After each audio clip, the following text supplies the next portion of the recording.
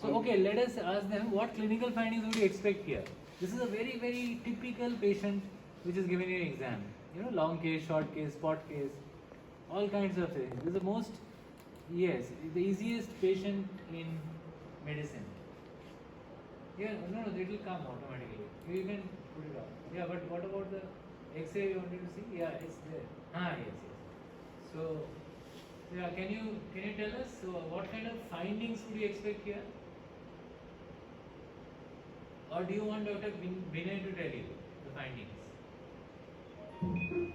Actually, it would be nice if you could tell us the findings, expected findings. Yes, there are more unit 2 people coming in. What do you expect in this patient's general examination findings? Obviously, she seems to be having a lung problem. So, what would you expect? Increased respiratory, very good, Pawan. But also, what are other vitals, Pawan, which may be deranged in this patient? Other than respiratory rate, what are the other vitals? So you have pulse, temperature, BP, respiratory rate as vitals, and nowadays also SpO2 and other things, isn't it? So what else will be deranged? Okay, SpO2, yes, hypoxia, maybe, we're not sure, a little bit of lung is involved. So may or may not have hypoxia. What else? What about temperature? She may be febrile, isn't it? So we need to see a temperature chart, which we currently probably are not able to project. Okay, so let's go down to the chest examination. Yes, febrile. So chest examination. What will you see in the chest inspection? Given this chest X-ray. Okay, inspection, I'll tell you, it can be bulging. Okay, now let's go into the palpation. What would you expect in the palpation? Yeah. Oh, acha. Vinay is saying that an inspection also is difficult. Actually, an inspection is difficult. So somebody has to put the hands over the chest for somebody to inspect with the chest movements are reduced. So automatically it goes into palpation. But yes, I don't see any reason why not call it inspection also. So Vinay is saying that if somebody has put the hands or some indicator is there, then it appears as if the right infrascapular area, infraaxillary area, and to a certain extent the inframammary area, there is a reduction of the movements in the right side, infrascapular, infraaxillary, inframammary. Now, what other findings would you expect on palpation other than movement? Maybe nothing else. So, palpation of the trachea?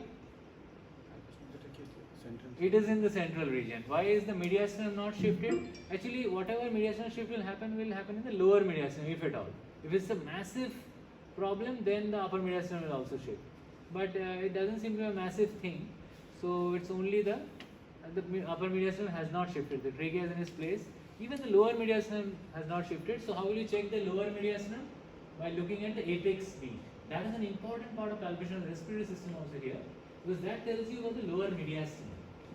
So is the apex beat in the proper place? Apparently so, isn't it? So what about the next finding? That is yes, coming to Dr. Simran. So the dull note on percussion. So Dr. Simran, where do you expect the dull note? Can you tell us? Just like we told you, the movement is reduced in these areas. Where would you be, expressing the dull note on percussion? Which areas? Please tell us about the areas. Will it be the same infrascapular, infraaxillary? Why only on the inframammary? What about the infrascapular, infraaxillary? And if so, would you express it in terms of a bigger area like this infrascapular, or would you say these particular intercostal spaces are dull? Would you be noting it on the intercostal spaces, space-wise, or would you completely say this area? Because when you say an area is dull, that means you are including the rib also. But you are not percussing on the rib. So ideally, percussion is always mentioned in terms of intercostal spaces. Yes, you can say the intercostal spaces in the infrascapular area are dull. The intercostal spaces in the axillary, infraaxillary area are dull. And inframammary area. Okay, so the dullness is there, the movement is reduced, and so what is your diagnosis? So we have done almost all of the examination except the auscultation, and let us say there is not much findings. Maybe there is a slight diminution of the breath sound on auscultation. She also had a significant weight loss, sir, Okay, she was also complaining of significant weight loss since how long? since 2 months. Since 2 months. Okay, good. So this is a very, very significant history, Simran. So what do you think in terms of this history? What light does it throw on the etiology of this problem? Okay, so what is the diagnosis? Anyone? Morphology, yes. Right-sided lower lobe fluid effusion. Good.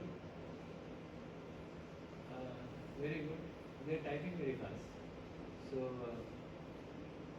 I couldn't stop. I couldn't.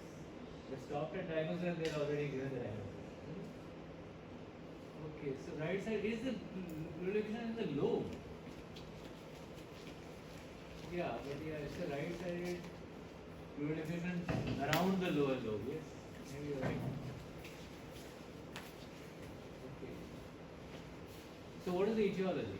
Given the history that Dr. Vinay added, weight loss for 2 months, and maybe who knows, fever also for 2 months, low grade fever, we don't know. She's not complaining of it. Appetite? Right, she's coming decreases. Decrease for 2 months. So if we increase the history for 2 months versus 2-3 days, how does the diagnosis change? The etiology change?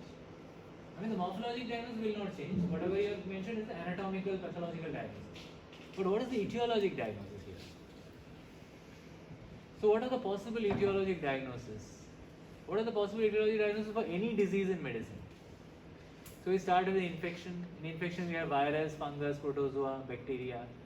Then if it is not infection, it could be inflammation due to other causes like autoimmune causes, immune mediated causes, and what else? Malignancy, yes, but that will come last. Before malignancy, what else can you think of? Congenital, due to some congenital problems, yes. So congenital traumatic inflammatory neoplastic. This is the broad mnemonic that we always use, isn't it? So congenital traumatic inflammatory neoplastic. So Srivalli, tell me one cause of congenital pleural effusion.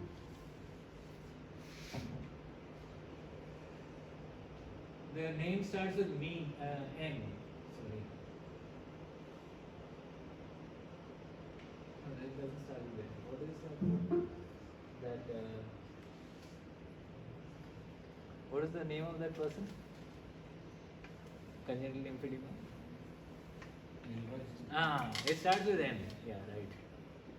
But I confused it with another M of fluid effusion. So there are two interns who made a log of 2 different etiologies of fluid effusion, became famous, and both their names starts with M. So the one which we were asking of congenital fluid effusion is also starting with M, and it's Milroy's disease. It is basically congenital lymphedema. So these patients will have also bilateral lymphedema, bipedal edema, and it will go up to the chest as pleural effusion as well. So congenital, traumatic, yes, you're right, any kind of trauma can cause hemothorax, pneumothorax, so many things. Now, inflammatory as we explained. Now there are certain other things also like metabolic causes in medicine, metabolic and causes related to other morphological systems, like inflammation elsewhere giving rise to pleural effusion here. Can you think of one such reason? There is inflammation in another organ giving rise to pleural effusion here. There are many such organs. In one organ there will be massive pain abdomen and you will get a pleural effusion. You may even get an ascites. Another organ, yes, good Simran, pancreatitis. So that is where you will get a pain abdomen and then you will develop a pleural effusion. And there is another organ where you won't have any pain abdomen and it's very, very common. In fact, right now today we have seen so many patients who have these kind of ascites, pleural effusion, and their organ is damaged by some past inflammation, which is because of immune complex probably mediated disease, which is slowly damaging their glomeruli. So if the glomerular damage is there and the patients are losing proteins, then also you will tend to develop pleural effusion. So how do we decide whether this patient's fluid deficient is because of such a damaging effect on the glomeruli. And of course, there is another organ, the heart. If the heart is not, working properly, again you will develop fluid deficiency. So, is it because of a heart or a kidney reason, or even pancreatic reason? How do we decide? So, what test will tell us that? What kind of a test would you like to do? So, what test will you do for this next? Yes, pleural tap you meant, isn't it? So, yes, if you do the pleural tap, what are you going to look for? In this patient, what do we look for first to know whether this is something like a glomerular proteinuria causing fluid deficient, or a heart failure causing fluid deficient, or it's an inflammatory fluid deficient. So what will tell you? So basically you will have to see whether it's a transurate or exudate. So how will you distinguish between transurate and exudate in the pleural fluid?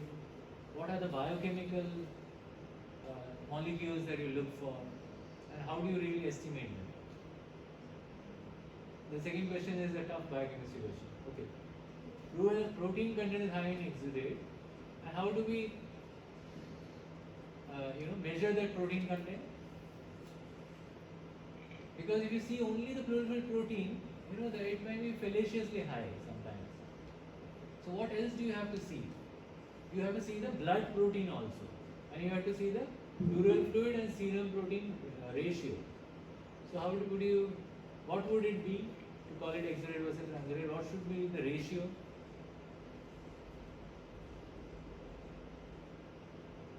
Yes, so what should be the ratio of pleural fluid to